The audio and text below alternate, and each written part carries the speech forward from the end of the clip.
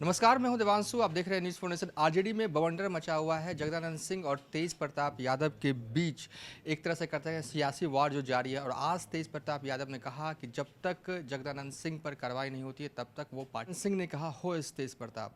हमारे साथ बात करने के लिए चिराग पासवान है। चिराग पासवान जी, आरजेडी में क्या हो रहा है? भाई भाई में लगता है कि लड़ाई हो रही है। देखिए, इस पे मेरा या किसी का भी इस पे टिप्पणी करना उचित ही नहीं है।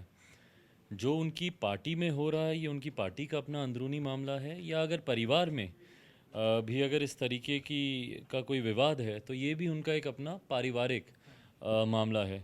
इसमें मेरा या किसी भी राजनीतिक दल का बीच में बोलना किसी भी मायने से उचित नहीं है, क्योंकि जो परिस्थितियां हो रही हैं या जिस तरीके की चर्चा हो रही है वो उनकी पार्टी को इफ़ेक्ट करती है, ना कि बिहार की राजनीति को, ना ही बिहार को।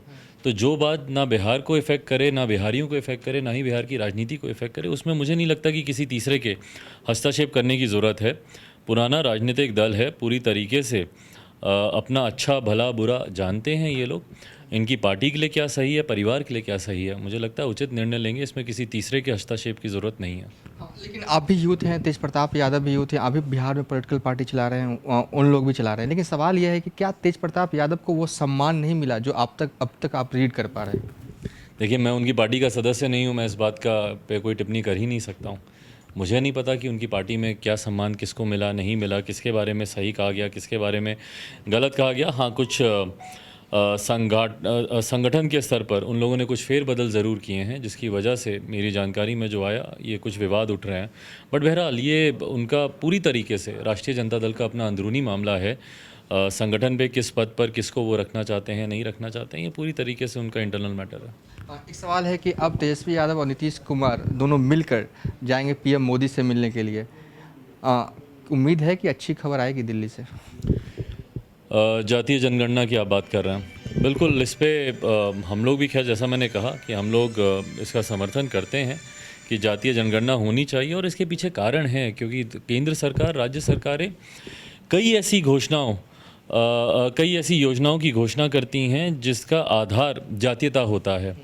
ऐसे में ज़रूरी है कि किस जाति की क्या आबादी है इसकी जानकारी हो, ताकि जो राशि आवंटित करती है केंद्र सरकार या राज्य सरकारें वो उचित मात्रा में होती है नहीं, इसकी जानकारी सिर्फ तभी हो सकती है जब ये जातीय जनगणना होगी। सुप्रीम कोर्ट कई बार इसके ऊपर टिप्पणी कर चुका है, कई बार आंकड़ों की मांग सुप्रीम कोर्ट द्वारा की गई है केंद्र सरकार राज्य सरकारों से कि आप बताएं कि जिसके लिए आपने घोषणा की है उसकी आबादी कितनी है। ये आंकड़े उपलब्ध नहीं हुए हैं कभी, और 1931 के बाद से कभी जातीयता के आधार पर जनगणना कभी हुई नहीं है। तो हम लोग चाहते हैं ऐसा हो, और इसमें हमारे मुख्यमंत्री ने भी इस बात को रखा है, और उम्मीद है कि आने वाले दिनों में कोई ना कोई सकारात्मक निर्णय इस विषय पे हम लोग को सुनने को मिलेगा। आखिरी सवाल है, आपकी आशीर्वाद यात्रा के बाद बिहार में सियासी तौर पर यात्राओं का दौर शुरू हो चुका है। पशुपति पारस भी अपने संसदीय क्षेत्र में यात्रा करने वाले, आरसीपी सिंह भी नालंदा नवादा में यात्रा कर रहे हैं, और बीजेपी का भी यात्रा चल रहा है। तो क्या कहेंगे? नहीं, अच्छी बात है भाई, नेता जितना जनता के बीच रहें उतना अच्छा है। और ख़ास तौर पर ऐसी मुसीबत के समय में रहना भी चाहिए जब बिहार बाढ़ से इतना ज़्यादा प्रभावित है। बिहार का कोई ज़िला ऐसा नहीं है जब आए दिन वहाँ पर हत्याएं नहीं हो रही हो, लूटमार नहीं हो रही हो, डकैती नहीं हो रही हो। भ्रष्टाचार एक बहुत बड़ा मुद्दा बिहार में आज की तारीख में बना हुआ है। मुझे नहीं लगता कि कोई एक बिहारी आपको ऐसा मिलेगा जो बोले कि भैया बिना घूस के हमारा काम होता है।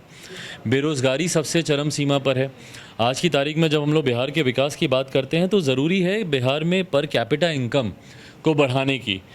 प्रति व्यक्ति आय जब तक नहीं बढ़ेगी तब तक बिहार को जो हम लोग विकसित राज्यों की श्रेणी में लेके जाना चाहते हैं वो संभव नहीं है। तो इन तमाम विषयों को लेकर ज़रूरी है कि नेता जनता के बीच में जाए। मैंने जब बिहारी फर्स्ट जब मैंने यात्रा भी निकाली थी, उसका भी मेरा उद्देश्य यही था कि बिहारियों की समस्या को बिहारियों से ही समझकर मैं राज्य सरकार तक पहुँचाऊँ। उस वक्त भी खैर मेरी बातों को अनसुना किया गया था। बिहारी फर्स्ट विजन डॉक्यूमेंट को ही इन लोगों ने अपनाने से पूरी तरीके से नकारा। और आज भी जब मैं इस आशीर्वाद यात्रा पर निकला हूं तो कई ऐसी समस्या मेरे संज्ञान में आती है जो मैं बिहार सरकार के संज्ञान में देता रहता हूं। बहरहाल अलग अलग पार्टियां इस यात्रा में जा रही हैं। मैं उम्मीद करता हूं कि इस यात्रा को सिर्फ फ़ोटो अपॉर्चुनिटी तक ही सीमित नहीं रखा जाए। वहाँ पर जाएं और लोगों के साथ सिर्फ तस्वीरें नहीं खिंचाएं, बल्कि उस पर क्या समाधान हो सकता है उनकी समस्या का, क्योंकि इसमें से अधिकांश ऐसी पार्टियां हैं जो कि सत्ताधारी हैं और डबल इंजन की सरकार हमारे प्रदेश में चल रही है। भारतीय जनता पार्टी की यात्रा हो या जनता दल यूनाइटेड के नेताओं की यात्रा हो या उनके मंत्री या अगर उनके राष्ट्रीय अध्यक्ष किसी यात्रा पर निकल रहे हैं या मंत्रिमंडल में शामिल मेरी पार्टी से कुछ निष्कासित लोग, अगर ये लोग भी अगर यात्रा पे निकल रहे हैं तो इसको सिर्फ एक फ़ोटो अपॉर्चुनिटी तक सीमित ना रखें। जो समस्या उनके सामने आ रही है उसका समाधान ढूंढने का काम करें और गांव में जाएं। सिर्फ और सिर्फ शहरी इलाकों में जाकर वहाँ पर लोगों से मिलकर, बिहार और देश गांव में बसता है और समस्या सबसे ज़्यादा गांव में ही है।